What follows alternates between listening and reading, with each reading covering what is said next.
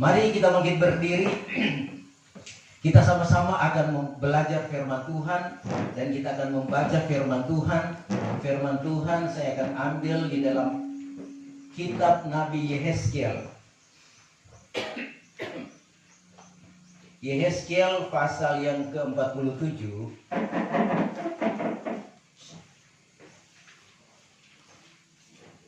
ayat 1 sampai ayat yang ke-12 ya, yang suara keras boleh minta tolong dibaca.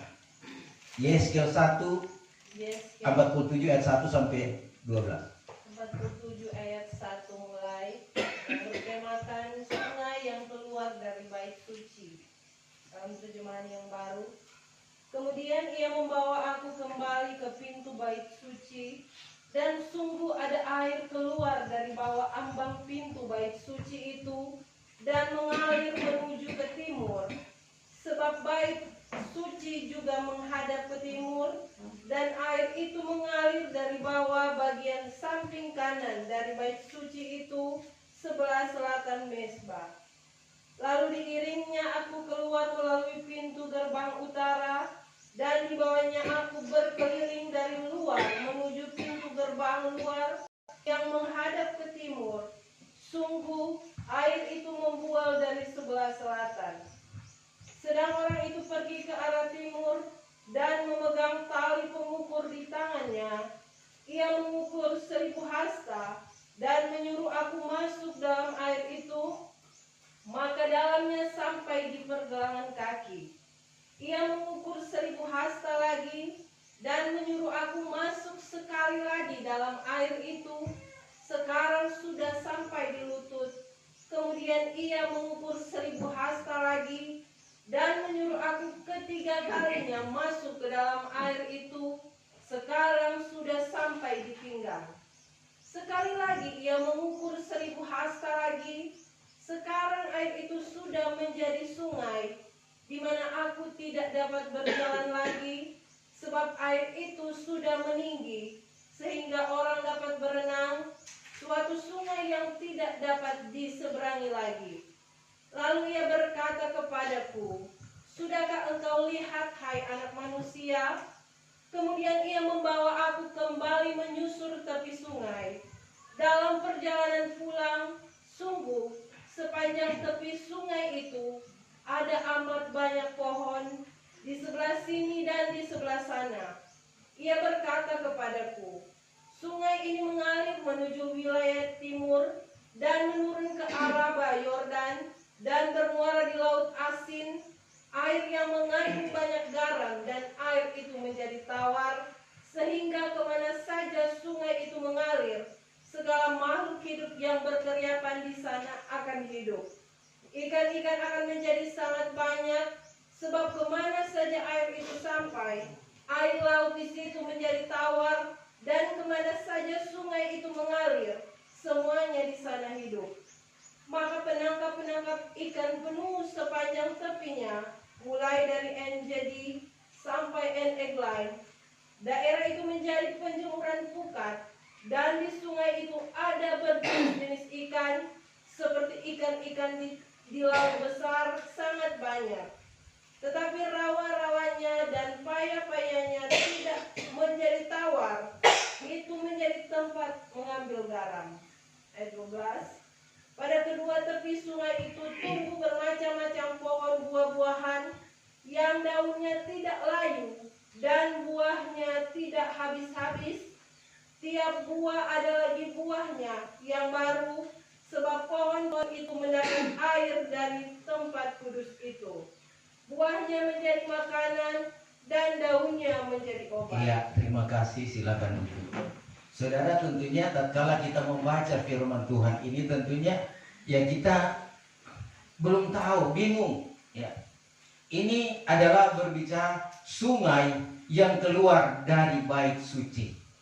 Nah, saudara, kalau kita memperhatikan ya, bahwa sungai ini ya adalah berbicara tentang kuasa Roh Kudus, berbicara tentang firman dari Roh Kudus. Ya. Nah, ini Yehezkiel 47 adalah berbicara tentang kegerakan rohani yang besar. Ya. Nah, saudara kasih dalam Tuhan, saat ini mari kita belajar firman Tuhan. Bagaimana Tuhan mengungkapkan rahasia kegerakan rohani yang besar, dan kita sedang menuju ke sana. Dikatakan sudah di depan mata. Tidak lama lagi maka kita akan masuk pada kegerakan rohani yang besar, yaitu pencurahan Roh Kudus besar-besaran bagi yang mau menerima. Saudara, Yehezkiel adalah seorang nabi yang ditawan di Babel, ya. Dia masuk dalam kelompok tawanan, dan setelah 5 tahun dalam tawanan, karena orang Israel ditawan selama 70 tahun di Babilonia, orang Kasdim, ya. Ditawan sebab orang Israel berbuat jahat, melanggar hukum-hukum Tuhan, dan saudara sekalian membuat kerusuhan, tidak lagi mau bertobat kepada Tuhan, sehingga Tuhan mengirimkan hamba-hamba Tuhan, nabi-nabi Tuhan. Ada Nabi Yesaya, Nabi Yeremia, dan Nabi Hezkiel, ya. Nabi-nabi kecil lain juga, ya. Semua diutus oleh Tuhan agar supaya mereka mau bertobat. Tetapi pada akhirnya mereka meninggalkan Tuhan. Selama 70 tahun, dan selama 70 tahun itu Tuhan menghukum mereka dengan ditawan di Babel. Selama 70 tahun itu mereka mengalami suatu penindasan. Tapi kita lihat di sini, saudara, bahwa Yehezkiel, ya, sudah, ya, orang Israel sudah ditawan selama 5 tahun, dan tahun yang kelima baru Yehezkiel dipanggil oleh Tuhan, ya. Mari kita membaca, saudara, agar supaya lebih jelas. Yehezkiel pasal 1 ayat 1 mulai. Yehezkiel 1 ayat 1. Pada tahun ke-30 dalam bulan yang keempat, pada tanggal 5 bulan itu, ketika aku bersama-sama dengan para buangan berada di tepi sungai Kebar, terbukalah langit dan aku melihat penglihatan tentang Allah. 2. Pada tanggal 5 bulan itu, yaitu tahun kelima sesudah Raja Yoyakim dibuang, 3. datanglah firman Tuhan kepada Imam Yehezkiel anak Buzi di negeri orang Kasdim di tepi sungai Kebar, dan di sana kekuasaan Tuhan meliputi dia. Iya, sampai di sana dulu, ya. Saudara, tatkala orang Israel ditawan sudah 5 tahun dalam tawanan, maka Tuhan datang kepada Yehezkiel anak Buzi, ya. Tuhan menampakkan diri, dan Tuhan, saudara sekalian, memberikan petunjuk-petunjuk kepada Nabi Yehezkiel tentang peristiwa-peristiwa yang sedang terjadi dan yang akan terjadi. Peristiwa-peristiwa ini yang disampaikan oleh Nabi Yehezkiel, saudara, ya memang tidak dimengerti oleh orang-orang pilihan Tuhan. Apa sebab, saudara? Ini berbicara tentang nubuatan yang akan datang. Bahkan Nabi Yehezkiel pun sudah menubuatkan akan ada juru selamat yang akan menyelamatkan umatnya. Nah, penglihatan ini, apa yang Tuhan sampaikan, itu dia kabarkan atau sampaikan kepada orang-orang Israel. Tetapi, saudara, Nabi Yehezkiel tetap tabah, tetap kokoh, meskipun nubuatannya itu tidak didengar. Ya, tidak banyak orang yang bertobat tatkala dia menyampaikan petunjuk Tuhan. Tetapi Yehezkiel tetap sabar menyampaikan apa pesan-pesan Tuhan.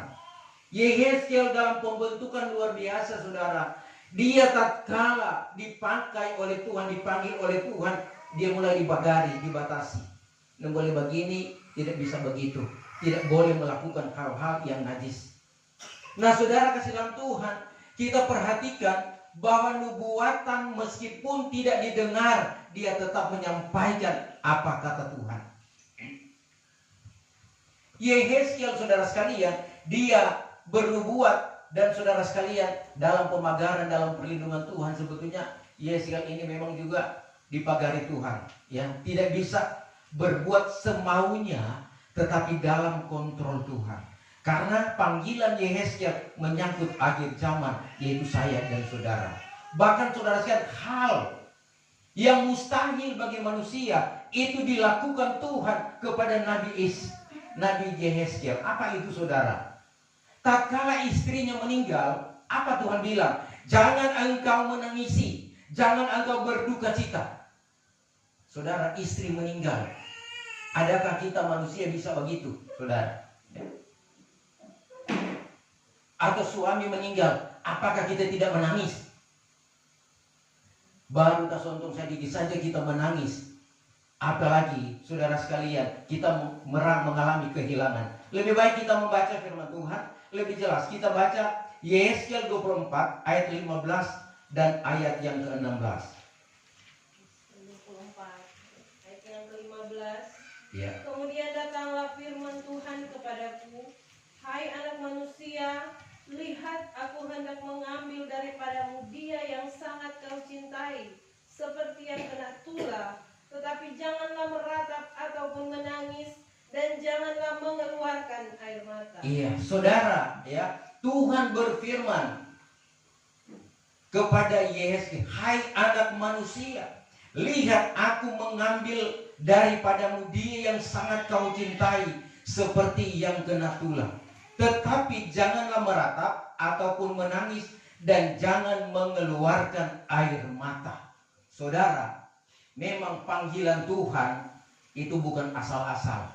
Bukan seperti panggilan manusia yang gampang-gampang kita, saudara sekalian, mundur. Kita meninggalkan, saudara, atau melawan. Panggilan Tuhan luar biasa. Saudara, saya juga merenung-renung.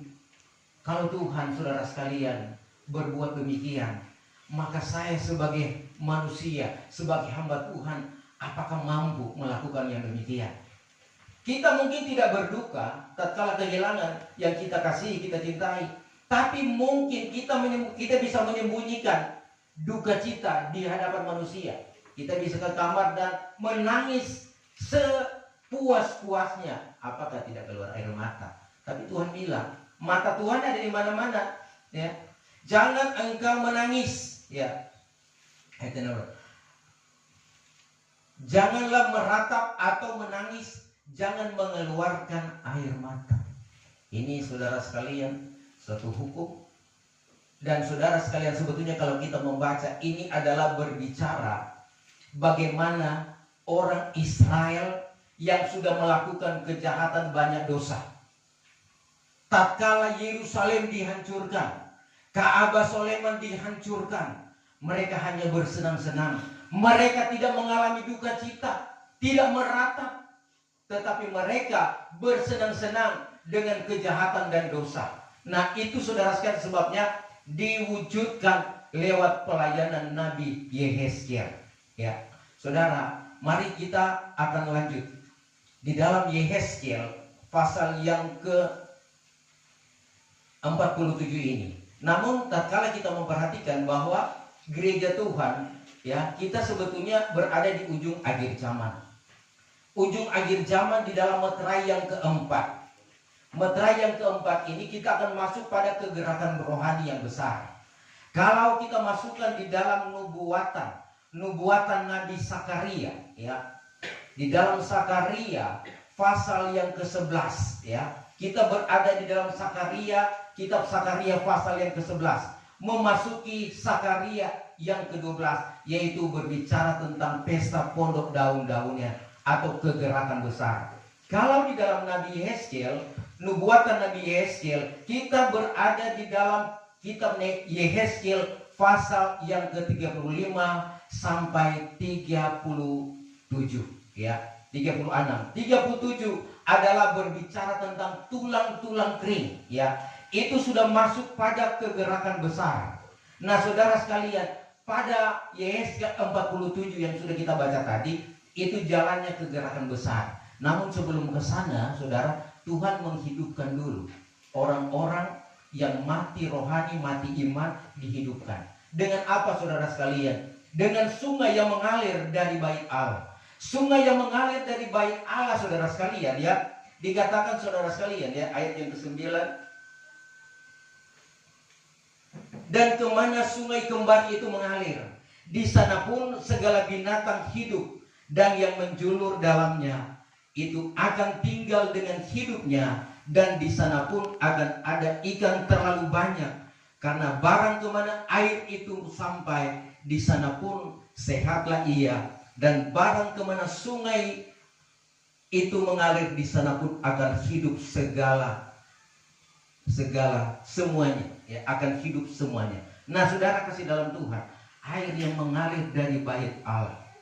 Kita memperhatikan saudara bahwa bait Allah itu tempatnya Tuhan, tempat kita berkumpul kepada Tuhan, rumah Tuhan, ya.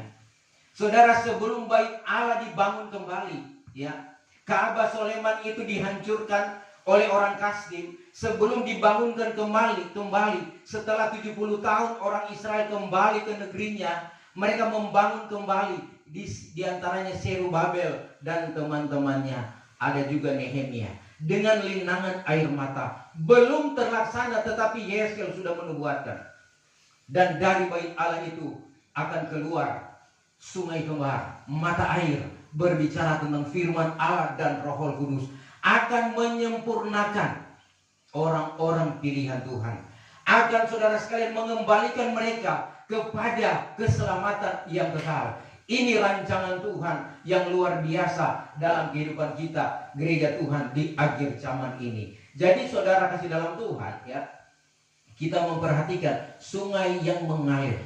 Siapa yang ada di dalamnya masuk dalam panggilan Tuhan, dia akan mengalami suatu kehidupan yang baik. Dia akan dikenyangkan, dia akan dipelihara, dia akan hidup dan bertambah-tambah baik di hadapan Tuhan. Karena sampai di mana sungai itu mengalir, di sana akan ada kehidupan. Dan di dalam sungai yang mengalir itu, saudara, kalau kita membaca ayat tadi, maka tatkala dia kembali, maka Yeskel melihat di tepi kiri dan kanan itu tumbuh dedaunan, tumbuh pohon-pohon, dan mengeluarkan buah yang luar biasa. Nah, saudara kasih dalam Tuhan, sungai itu mengalir, dia masuk ke laut mati. Saudara tahu laut mati, ya? Laut mati itu adalah tidak ada kehidupan di sana, itu DP kadar garam terlalu tinggi. Tetapi tatkala sungai dari bait Allah masuk ke situ, air itu menjadi tawar. Saudara, ini adalah kekuasaan Tuhan, otoritas Tuhan. Tuhan bisa membuat air garam menjadi air tawar. Dia bisa merubah segala sesuatu menurut mau dan kehendak Tuhan. Dan kita hanya menikmati apa yang dikerjakan oleh Tuhan. Amin. Itu sebabnya kita sangat berbahagia, saudara. Kita berada dalam aliran sungai itu. Sebab itu kita sedang dipulihkan untuk masuk pada kegerakan rohani yang besar. Kegerakan rohani adalah berbicara tentang panggilan yang ketiga, jemputan yang ketiga.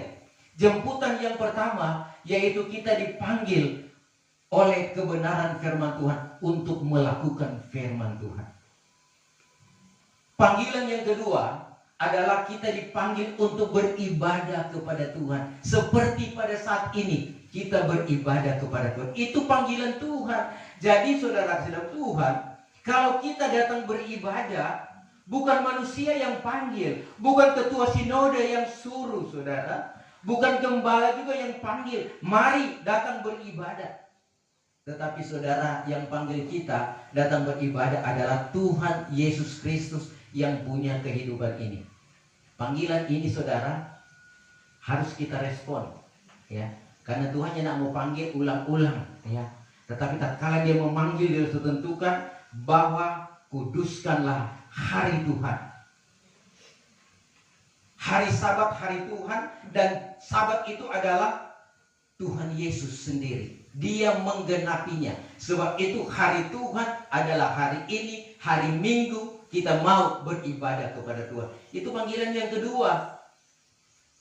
Panggilan yang kedua ini adalah merupakan proses Tuhan. Bagaimana kita akan masuk pada panggilan yang ketiga, yaitu kegerakan rohani yang besar. Dikatakan saudara sekalian kepada orang Israel, pesta pondok daun-daunan.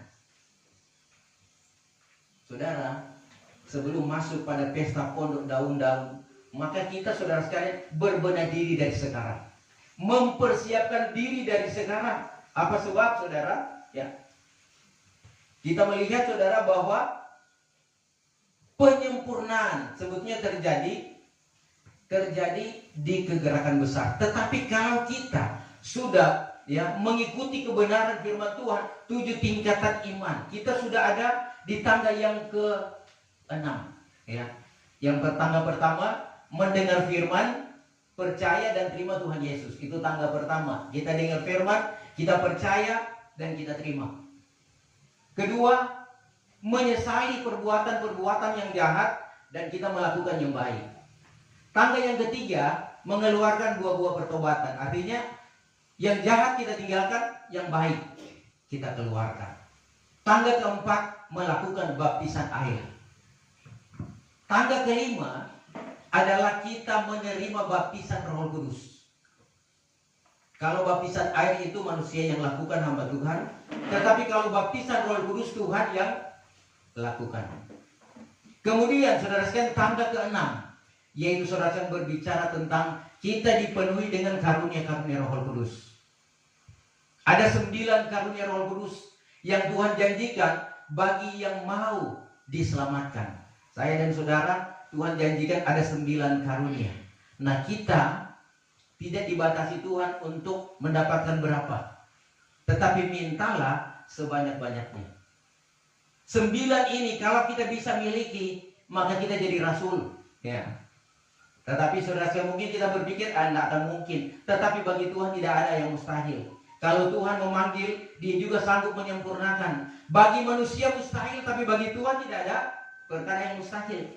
Jadi jangan takut-takut, kita minta kepada Tuhan karunia-karunia Roh Kudus. Kemudian dengan karunia-karunia Roh Kudus, yang masih tangga ke-6, ada jawatan Tuhan. Rasul, nabi, penginjil, guru agama, dan gembala. 5 jawatan ditentukan dengan karunia-karunia sesuai dengan kehendak Tuhan. Ini semua untuk menyempurnakan iman, untuk mengajar, membangun tubuh Kristus, membangun gereja Tuhan sampai jadi sempurna.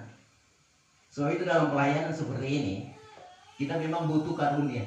Ya, hamba Tuhan tidak akan mampu kalau dengan kekuatannya sendiri. Sehebat-hebatnya hamba Tuhan pendeta, kalau tidak mengandalkan Tuhan, dia tidak akan berhasil. Karena ini yang dia kerjakan, pekerjaan Tuhan. Pekerjaan Tuhan itu suci dan kudus. Sebab itu yang mau melayani harus suci, kudus, supaya berkenan kepada Tuhan. Jadi pelayanan seperti ini bukan maunya manusia. Ya, kalau saya suka, saya ambil. Saya mau, saya ambil. Saya lakukan. Tetapi semua kehendak Tuhan. Kalau Tuhan berkenan, kita kerjakan. Tapi kalau Tuhan tidak mempercayakan, jangan kita memaksakan diri. Itu pekerjaan Tuhan. Ya. Itu saudara sekalian. Ya, jawatan kemudian kita harus mengeluarkan buah-buah Roh Kudus. Ya, itu tangga ke-6. Ada kasih, sukacita, kebaikan, perdamaian, lemah lembut, sampai yang ke-9 buah-buah roh. Ya, tahan nafsu, kontrol diri, tahan diri. Ini harus ada di dalam kehidupan kita. Nah, saudara, jangan saudara kita abaikan ini langkah-langkah iman. Jangan sampai kita sudah menerima karunia, tapi kehidupan kita masih ada celah, yaitu belum ada kebaikan yang kita buat. Kita belum menjadi berkat, belum menjadi terang. Itu Tuhan akan melihat, saudara. Nah, di hari-hari ini firman Tuhan, saudara, semakin tegas, semakin jelas. Sebab apa? Waktunya tinggal sedikit, saudara. Kita akan melihat acara Tuhan itu tidak lama lagi. Jadi jangan sampai kita terlambat. Ya. Karena kalau kita terlambat itu rugi, saudara. Keselamatan kekal tidak akan kita miliki kalau kita terlambat datang kepada Tuhan. Memang saudara sekalian, di kegerakan besar itu juga penyempurnaan gereja. Tapi bagi saya dan saudara yang sudah punya karunia, ya, dikatakan saudara, ya, di dalam Yesaya 47, jalannya kegerakan besar. Awal kegerakan besar, kegerakan rohani yang besar, ya. Ada air yang keluar itu, dia sampai di mata kaki. Ya, masih di mata kaki dia mengalir. Kemudian ya tahun yang pertama. Tahun yang pertama sampai di lutut. Tahun yang pertama kegerakan besar, air sampai di lutut. Tahun yang kedua itu sampai di pinggang. Nah, tahun yang ketiga itu tidak bisa diarungi lagi. Sudah luar biasa acara Tuhan. Nah, saat itu pun gereja Tuhan, saudara, mengalami suatu masa-masa yang paling sulit. Tidak ada yang dapat menolong satu dengan yang lain selain Tuhan yang menolong kita. Karena saudara sekalian, itu terjadi pertarungan. Pertarungan yang benar dan yang salah, yang sesat. Iblis, saudara sekalian, akan berusaha menghancurkan panggilan Tuhan. Panggilan Tuhan dalam hidup kita. Jadi iblis akan menggagalkan. Jadi sebelum masuk ke gerakan besar, iblis itu juga sudah bekerja. 7 kepala dan 10 tanduk itu sudah bekerja. Di mana meterai-meterai Allah sudah terbuka dalam Wahyu pasal yang ke-6. Meterai yang pertama, kuda putih, berbicara tentang Kristus palsu. Nabi-nabi palsu, hamba-hamba Tuhan palsu, yang memberitakan kepalsuan firman Tuhan. Bukan lagi menurut kehendak Tuhan. Kemudian meterai yang kedua, kuda merah, perdamaian dunia dicabut. Sehingga terjadi peperangan. Kita mendengar kabar peperangan. Dan peperangan itu tidak pernah berhenti. Tetap terjadi di mana-mana. Bukan antar negara saja, tetapi antar suku dan bahasa. Bahkan saudara sekalian, yang terjadi peperangan di antara kita, peperangan terjadi di antara saudara-saudara, kakak adik. Terjadi peperangan dalam keluarga. Karena kuda merah adalah berbicara tentang membuat kejahatan. Jadi kalau terjadi peperangan, ingat bahwa kuda merah sudah ada di sana. Berusaha kita tengking, usir. Sebab itu jangan beri tempat kepada iblis. Kalau kita beri tempat kuda merah masuk, maka hancurlah rumah tanggamu, hancurlah kehidupanmu. Dan tentunya kita tidak menginginkan kita akan mengalami kehancuran di dalam hidup kita. Sebab kita ini rumah Tuhan, kita milik Tuhan, ya. Meterai yang ketiga, kuda hitam, berbicara tentang kesusahan dan kelaparan. Kita akan diperhadapkan dengan masa-masa sukar, mengalami kesusahan, kelaparan. Tetapi firman Tuhan menjamin, orang yang dalam tangan Tuhan tetap dijamin oleh Tuhan. Tuhan menjaga, memberi makan, memberi minum, apapun kebutuhannya diberikan oleh Tuhan. Yang penting kita dalam tangan Tuhan. Orang yang ada dalam tangan Tuhan, dia dengar apa kata Tuhan dan dia lakukan kehendak Tuhan. Jadi pertanyaan, apakah kita sudah ada dalam tangan Tuhan atau belum? Jadi kita rasa-rasa sendiri, ya. Karena sebagai gembala juga kita tidak bisa melihat, oh ini sudah setia, ini belum setia, ini masih setengah-setengah. Itu ya hanya Tuhan yang tahu. Sebab itu firman Tuhan diberitakan, dengar dan lakukan. Karena memasuki masa yang sukar, minyak dan air anggur itu jangan dirusakkan. Semua dapat dihancurkan, tetapi iman, minyak dan air anggur jangan dirusakkan. Artinya terpelihara di dalam masa-masa sulit ini. Ini saudara sekalian rahasia akhir zaman, ya. Kemudian saudara sekalian meterai yang keempat, kuda kelabu. Kelabu adalah percampuran antara putih dan hitam. Putih dan hitam kalau dicampur jadi kelabu. Jadi pertarungan kekuasaan, pertarungan dalam segala bidang, ekonomi, politik, budaya. Sehingga kita melihat budaya-budaya dari barat mulai masuk ke Indonesia. Sehingga yang menjadi tabu di Indonesia, di bagian timur Indonesia, tak kalah masuk budaya barat, sudah jadi biasa. Orang-orang timur, saudara, kalaupun pakai baju yang saudara di atas lutut, orang mulai cerita. Apalagi yang di atas mulai ke bawah, apalagi ada lubang-lubang, itu saudara sekalian kita merasa risih, orang-orang tua merasa risih. Tetapi anak-anak muda dengan bangganya mereka, saudara sekalian, karena itu pengaruh budaya barat. Bahkan saudara sekalian, bertelanjang pun mereka tidak segan-segan di muka umum. Kalau di YouTube itu, saudara lihat, di satu tempat yang khusus, tempat permandian, di pantai, satu tempat disediakan, dan di situ orang yang mandi di sana tidak memakai sehelai benang pun di tubuh. Mungkin kalau orang-orang tua masih kaget-kaget, tapi kalau orang-orang muda, orang so tahu semua, tinggal buka di Google sudah. Ini budaya barat masuk. Belum lagi saudara sekalian politik, sehingga saudara sekalian terjadi kekacauan. Ekonomi semakin sulit. Nah, ini saudara sekalian tanda-tanda bahwa saudara sekalian kita akan menghadapi semua ini. Kegerakan besar cuma 980 hari. Kemudian gereja Tuhan menikah dengan Tuhan Yesus Kristus. Dan setelah menikah, maka masuk pada meterai yang kelima. Meterai kelima ini masa yang lebih sulit, mengalami penganiayaan. Ada yang mati sakit, mati karena mempertahankan kebenaran. Baik hamba-hamba Tuhan, sidang jemaat yang tetap memegang teguh pengajaran yang benar akan mengalami aniaya, bahkan akan dibunuh.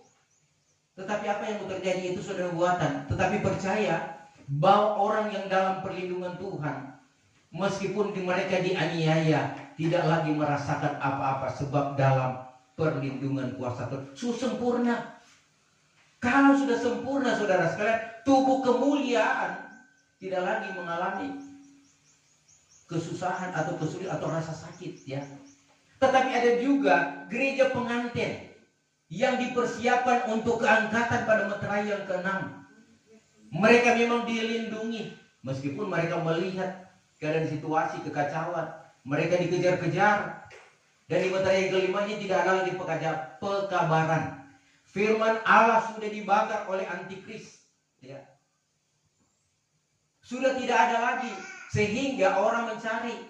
Amos 8 berlaku, orang beridar-idar mencari kebenaran karena haus akan kebenaran. Utara ke selatan, timur ke barat, dengan berbagai cara tidak mendapatkan lagi kebenaran. Sebab apa? Sudah tidak ada lagi. Itu musim dingin, meterai yang kelima.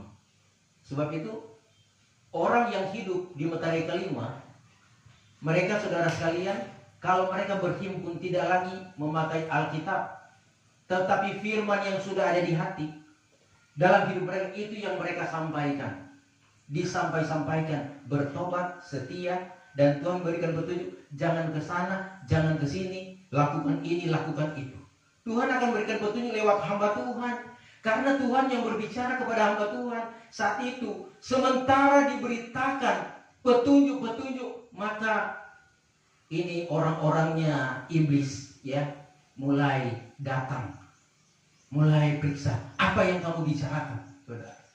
Akan ditangkap, akan dibunuh, dipancung, ya. Nah, saudara sekalian, yang akan terjadi. Sebab itu kita menghindari ini, kita setia kepada Tuhan dan sekarang. Kemudian saudara sekalian, meterai yang ke-6, keangkatan gereja Tuhan.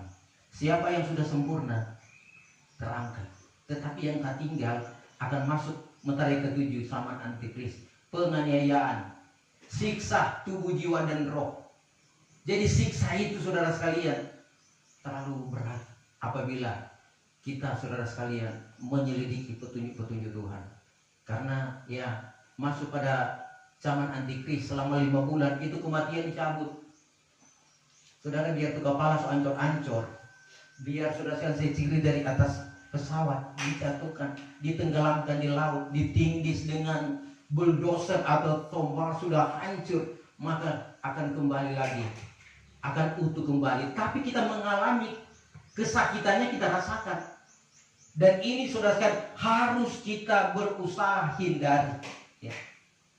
Sebab itu firman Tuhan datang memperbaiki yang rusak, menyatakan yang salah. Kalau salah, firman Allah yang tegur. Kemudian menunjukkan jalan yang benar. Jadi terserah kita mau mendengar dan melakukan, ataukah kita ya berseraju di keadaan, saudara. Memang saudara sekalian, sebetulnya air yang mengalir itu sebetulnya sudah dari awal. Mazmur 43 ayat 3. Ya, pemazmur Raja Daud katakan, suruhlah terangmu dan kebenaranmu. Coba minta tolong dibaca Mazmur 43 ayat 3. Ayat ketiga, suruhlah terangmu dan kesetiaanmu datang, supaya aku dituntun dan dibawa ke gunungmu yang kudus, ke tempat kediamanmu. Iya, terang dan kebenaran.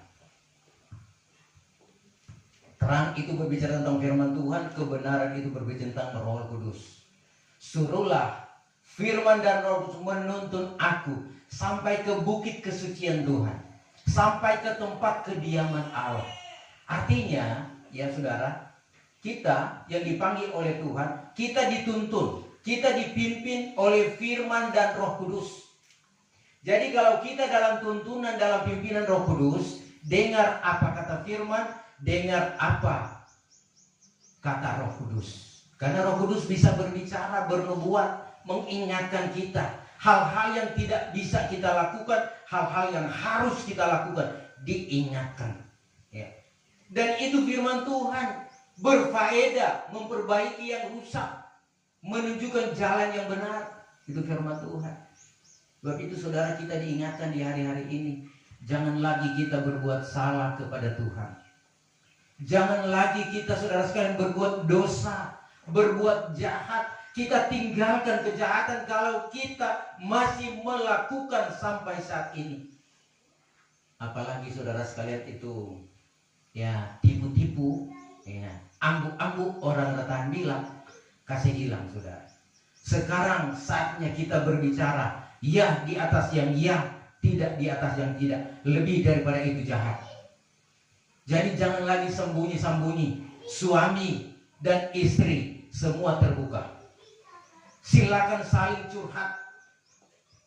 Sampaikan yang benar. Kalau salah itu nyatakan. Dia seorang suami yang bijaksana. Tatkala dia melihat istrinya, anak-anaknya salah, tegur. Jangan istri salah cuma dibiarkan. Anak sudah salah cuma dibiarkan. Pada akhirnya dia akan berbuat jahat terus. Pada akhirnya kita akan menyesal. Begitu juga istri. Ya kalau suami salah ditegur. Dan tentu suami-suami berdengar. Ya. Kalau kata teguran itu baik untuk memperbaiki agar supaya benar-benar kita ini menjadi alatnya Tuhan, menjadi pelita. Jadi ada anak-anak sekolah minggu pujian dari anak-anak sekolah minggu, biar tidak jadi pendeta tetapi jadi pelita. Artinya jadi terang. Bukan nanti jadi pendeta kemudian kita jadi berkat, jadi terang, tetapi jadi pelita. Artinya terang di dalam keluarga, terang dalam bermasyarakat, sehingga tatkala orang melihat, orang terkagum-kagum dengan terang yang ada. Tapi saudara sekalian, kalau orang mau lihat kita yang selalu beribadah, kemudian saudara sekalian mulai mereka buang muka. Ya kasihan. Ya kasihan tuh tante itu, ya tuh ibu itu. Masuk gereja, kelakuannya nak berubah. Kita kan tidak suka ditegur seperti itu. Ya kasihan tuh anak sana. Pendeta pe anak, pendeta pe cucu, marah. Hanya tidak ada pertobatan. Malu, saudara. Kita malu dari pandangan umum. Kita melihat contoh-contoh orang-orang yang menjadi berkat, jadi terang. Bukan hanya sekedar kita memberi. Ya puji Tuhan, kalau kita diberkati, kita menolong orang miskin. Karena menolong orang miskin pun, Amsal Sulaiman katakan, itu memberi pinjam kepada Tuhan. Kita memberi. Tapi kalaupun kita tidak memberi, jangan kita menyakiti. Senyum saja sudah menjadi berkat. Tapi saudara tidak menolong lagi. Kemudian dia punya muka lagi, saudara sekalian. Ya orang Manado bilang sama dengan Brudel Naris. Gimana oli tu brudel nak reis yang baroto-roto. Jadi ini yang perlu kita rubah dari sekarang. Karena pembentukan dari sekarang, saudara. Ya, dari sekarang kita dibentuk. Sebab itu kalau dari sekarang kita sudah terbentuk, kita masuk pada kegerakan besar itu luar biasa. Ya, tahun yang pertama dilipat gandakan itu kuasa 2 kali ganda, tahun yang kedua 3 kali ganda, dan yang keempat 10 kali ganda, dan luar biasa pemakaian Tuhan. Ini saudara sekalian adalah merupakan rahasia yang Tuhan sudah ungkapkan bagi kita, supaya di hari-hari ini jangan kita bermasa bodoh, lupa mengucap syukur, lupa datang kepada Tuhan. Ini diingatkan oleh firman Tuhan. Sebab itu sadar dari sekarang, karena saudara sekalian, ya, kalau kita tidak sadar, kita akan rugi, ya, rugi. Dan saudara dalam Tuhan dikatakan, kalau kita tertanam dalam rumah Tuhan, kita akan tetap berbuah-buah. Kita harus tunjukkan buah-buah kita. Pertobatan apa ada, ya, itu buah awal, itu tetap. Buah-buah pelayanan, apakah kita tetap melayani? Apakah kita setia mengembalikan milik Tuhan? Apakah kita setia mempersembahkan yang terbaik? Kemudian buah-buah Roh Kudus, ya, semua harus kita keluarkan. Kasih, sukacita, perdamaian, lemah lembut, kebaikan harus kita keluarkan. Jadi jangan berpikir harus setengah mati, terlalu sulit. Buah-buah pelayanan saja terlalu sulit, sedangkan kebutuhan saja tidak cukup. Saudara, terserah, ya. Kita pun datang mengembalikan milik Tuhan, belum tentu itu berkenan kepada Tuhan kalau hati tidak senang atau tidak sesuai dengan takaran Tuhan. Kadang-kala kita memberi kepada Tuhan cuma cabut saja. Oh, ini untuk ini untuk ini. Pemberian Tuhan itu sudah terencana dari rumah, ya. Apa yang kita mau bawa sebentar di kotak persembahan, jangan nanti kita pikir di ibadah. Kalau khotbah bagus, menyentuh, menyenangkan, saya akan ambil. Oh, untuk ini, untuk Tuhan, untuk Tuhan. Salah itu, saudara. Kalau kita memberi yang terbaik kepada Tuhan, Tuhan juga yang akan melihat. Karena meskipun jemaat tidak memberi, hamba Tuhan tetap Tuhan pelihara, saudara. Tuhan jaga. Sebab itu saudara sekalian, mari kita mengerti kehendak Tuhan. Jangan kita berpikir tatkala kita tidak memberi, biar hamba Tuhan itu dia keluar, biar dia kapok, biar dia kelaparan, biar dia kesusahan. Saudara, Elia meskipun ditinggalkan, Tuhan pelihara. Masa sulit, tidak turun hujan selama 3 tahun, tapi Tuhan pelihara. Nah, ini harus kita imani, pahami. Karena saudara saya juga sebagai hamba Tuhan, kalau saya tidak melayani sungguh-sungguh, Tuhan akan tegur saya. Tuhan akan ingatkan, apa yang kau sudah kerjakan, apa yang kau sudah lakukan, apakah sudah melayani dengan segenap hati. Tuhan tanya saudara sekalian, dan saya akan bertanggungjawabkan kepada Tuhan. Saya sudah menyampaikan sebagaimana Tuhan Yesus katakan dalam Yohanes pasal yang 17, semua yang Bapa serahkan kepadaku, tidak ada satu yang hilang kecuali anak kebinasaan, yaitu Yudas. Tetapi semua yang dipercayakan Tuhan diberi makan. Firman sudah disampaikan, kebenaran disampaikan, selalu didoakan, dilindungi, sehingga mereka diselamatkan. Ini tugas hamba-hamba Tuhan. Sebab itu saudara, kita punya tugas masing-masing. Hamba Tuhan punya tugas, jemaat punya kewajiban, harus kita lakukan di hadapan Tuhan dengan segenap hati. Agar supaya saudara, meskipun kita hanya bilangan kecil, tapi kalau kita setia melakukan kehendak Tuhan, saudara, kita akan melihat bagaimana pembelaan Tuhan, bagaimana saudara sekalian kuasa Tuhan terjadi, yaitu berkat jasmani berlimpah, kekuatan kesehatan, keluarga hidup rukun dan damai bersama-sama dengan Tuhan, dan kita akan melihat skina glory, ya, kemuliaan Tuhan ada di tengah-tengah keluarga. Ini yang kita dambakan, saudara. Sebab itu, ya, mau tunggu apa lagi? Ya. Hari-hari ini benar-benar dunia sedang digoncangkan. Tuhan sedang menggoncangkan dunia. Iman gereja Tuhan digoncangkan sehingga banyak yang jatuh, ya, banyak yang tinggalkan Tuhan karena kesusahan, karena kelaparan. Artinya tinggalkan Tuhan karena mencuri, memberontak, membunuh. Mereka lakukan, mereka pikir dengan itu mereka bisa hidup senang di hadapan Tuhan. Salah, saudara. Jadi kalau milik orang lain bukan milik kita, jangan kita ambil. Jangan kita ambil diam-diam. Tetapi kalau bukan milik kita, kita biarkan itu. Dan marilah kita dibentuk oleh firman Tuhan. Tuhan memberkati, dan kita saat ini diperhadapkan dengan perjamuan kudus. Mari kita tunduk kepala dan kita berdoa.